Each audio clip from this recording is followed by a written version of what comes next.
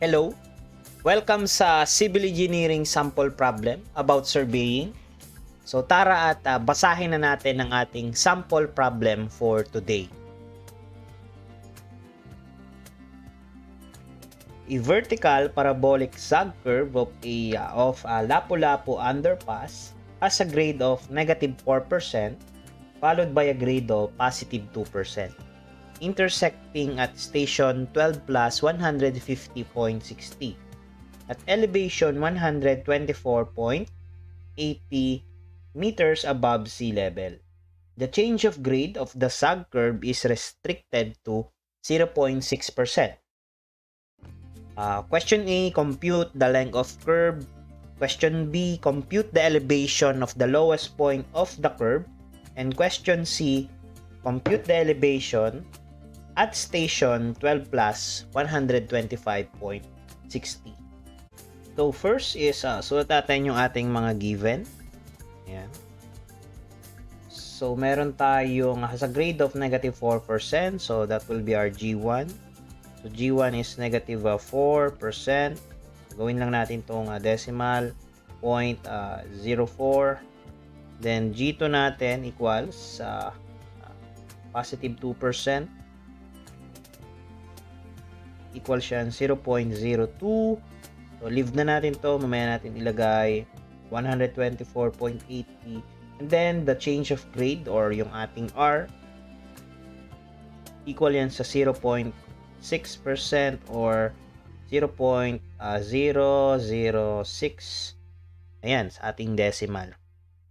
Or yung ating rate of change din yan sa ating parabolic curves kung tawagin. Okay? So for our first question or question A natin, ating length of curve. Okay. So using our formula, yung ating R equals yung ating G2 or G1 minus G2 over yung ating N. So yung ating R dyan, yan yung ating tinatawag na rate of change or yung ating change of grade. So almost the same or the same talaga sila. Change of grade. Then yung N naman natin, yan ay yung ating number of station. Okay? So kailangan kasi natin yung N para makuha natin yung length of curve kasi is equivalent to yung ating 20 ating per station multiplied by the number of the station na inukuha natin. Okay? So always remember that 20 is per station yan sa roads. So karaniwan is 20 talaga yung ginagamit. So let's solve. So yung ating R is 0.006 equals yung ating G1 is negative for G2. Palit pala tayo dito. So ito ay G2 minus G1. So, meron tayo dyang G2 na 0.02 minus yung ating negative. So lagay natin yung negative, don't forget 0.04% over yung ating N. So N equals yung 0.02 minus 0.06 over 0.04 pala over 0.006. Yan. Tulong natin 2A minus negative. Yan. Puta natin yung negative. Ayan. So meron tayong 10 stations. Therefore, yung ating length of curve is 20 times yung ating N. Meron tayong 20 times 10. Therefore, meron tayong L equals 200 meters. So, ayan yung ating length of the curve. So, this will be our final answer. Yan. So, next, yung ating second question, question B natin, is tinatanong naman yung elevation of the lowest point of the curve. So, elevation of lowest point of curve. Okay. So, pwede tayong gumamit ng ating S1 or S2. Okay? Yung S1, G1 lang yan, L over yung ating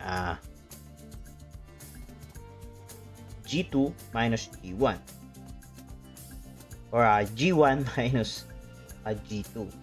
And then, kung gusto natin gamitin yung isa, S2, so G2, L over yung ating G2 minus G1. So, anong pinagkaiba ng dalawa? So, kung itong formula na to gagamitin natin, so, ito ay from PC.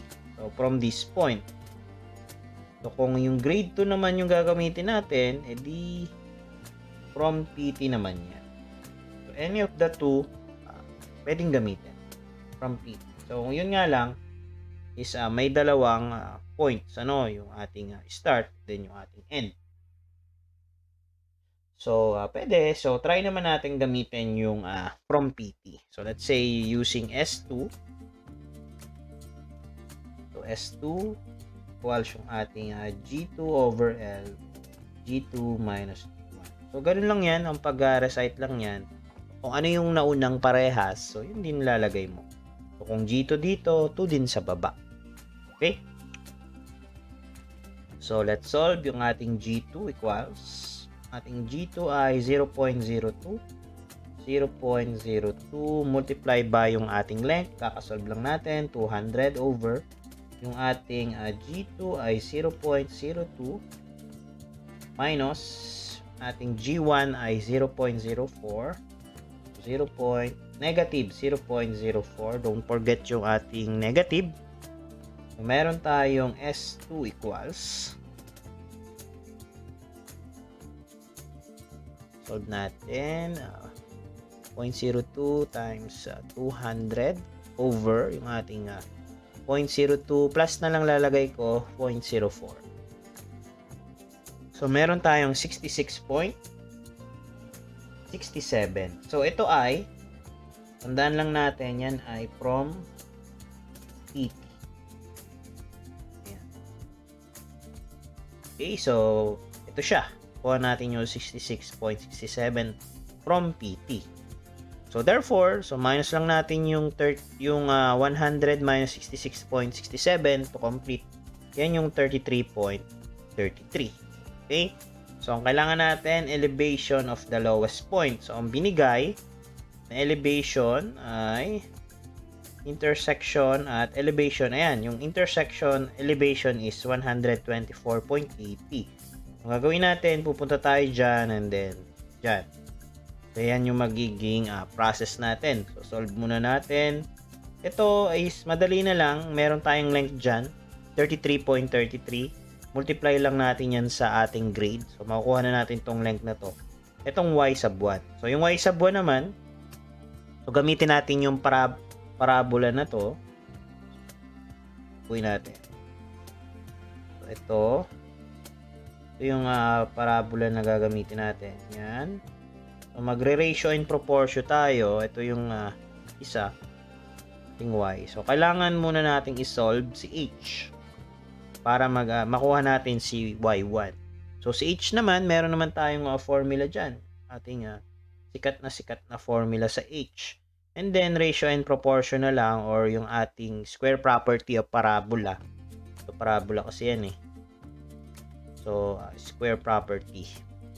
Okay?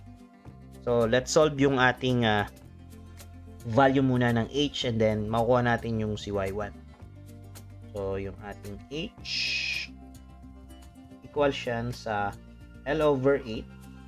Then, multiply natin yung ating G2 minus G1. Meron tayong 200 over 8. G2 natin is 0.02. 0.02 minus 0. Or negative, don't forget, negative 0.04. Ayan. Ng bracket. Therefore, meron tayong h na dito na lang. H equals 200 over 8 multiplied by 0.02 plus 0.04. So, pinlas ko na lang ha. Ayan. So, meron tayong h equals 1.5 meters. Ayan. So, meron na tayong length nito. So, square property of parabola na lang tayo para makuha si y sub 1. So, si y sub 1, ang pair niya, ano bang length nito? Ayan. So, meron tayong y sub 1 na 66.67. So, 66.67 equals. So, si h naman, ang ka-pair niya ay si 100.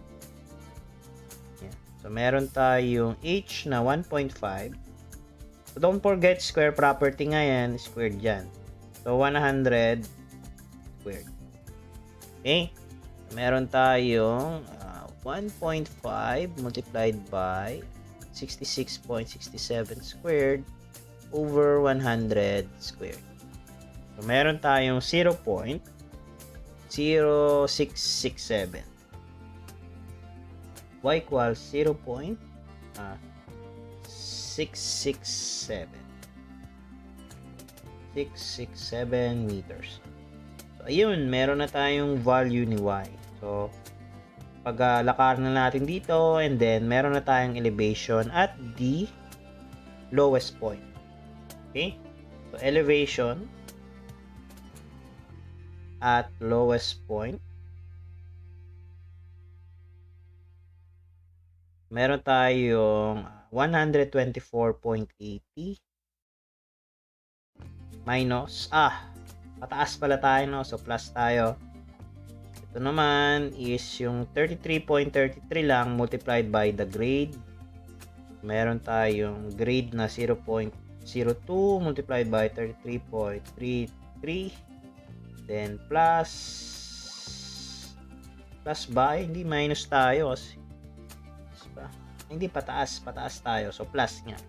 Ayan, kaya malito, so plus tayo, pataas. Ayan, pataas tayo eh. Okay. And then yung ating y, 0.667. So therefore, meron tayong elevation at the lowest point na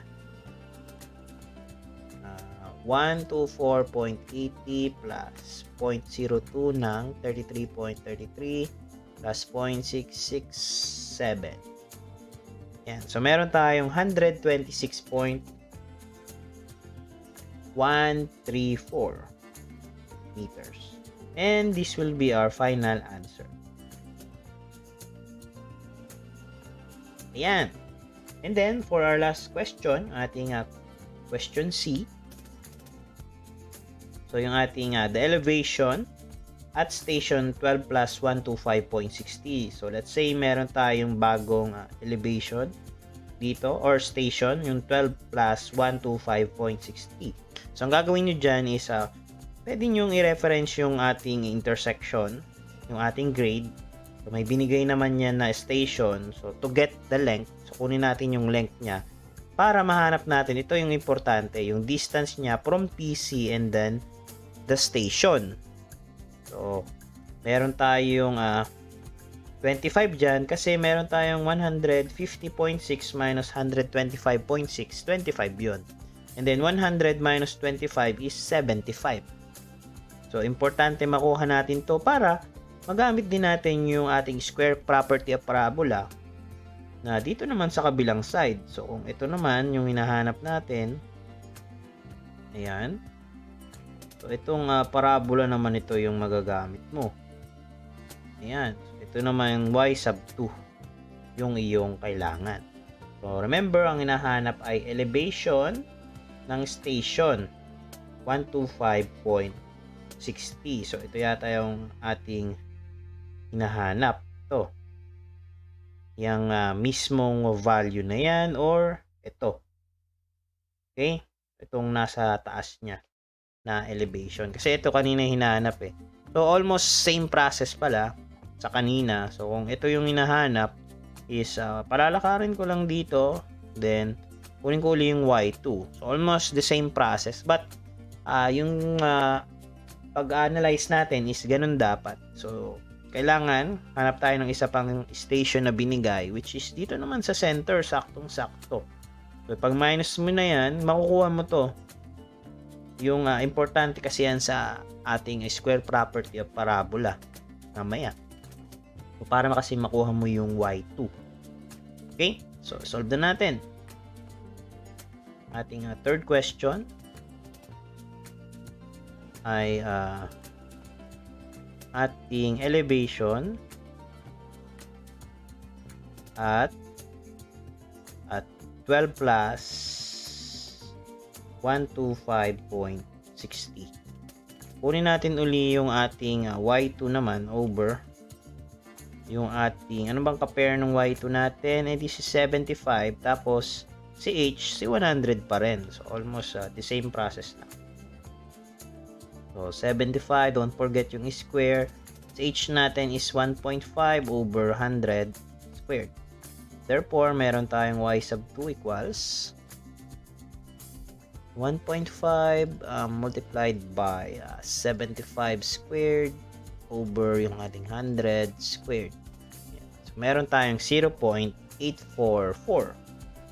0.84 meters. So, ayan. Na-compute na natin itong H. So, kunin na lang natin itong length, 25 times yung grade na 4%. So, ipa-plus natin yan para makarating tayo dito, and then plus Y2 para makarating tayo dyan. Therefore, yung ating elevation at 12 plus 125.60. So, meron tayong elevation natin na 124.80.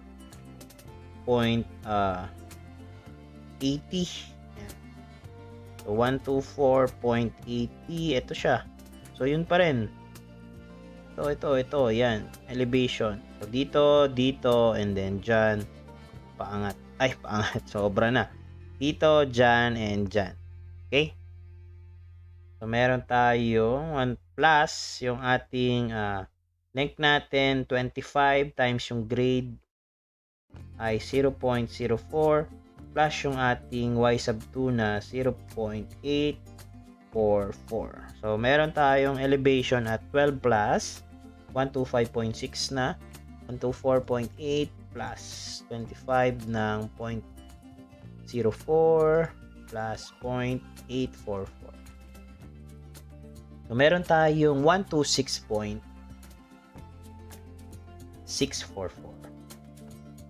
meters. And this will be our final answer. Taran! Ayan. So, let's do a recap lang sa ating mga naging sagot. So, for our first question, the length of curve is 200 meters. And then, for question B, the elevation of the highest point or the lowest point of curve is 126.134. And then the elevation at station 125.60 is 126.64. And that would be all. And thank you for watching.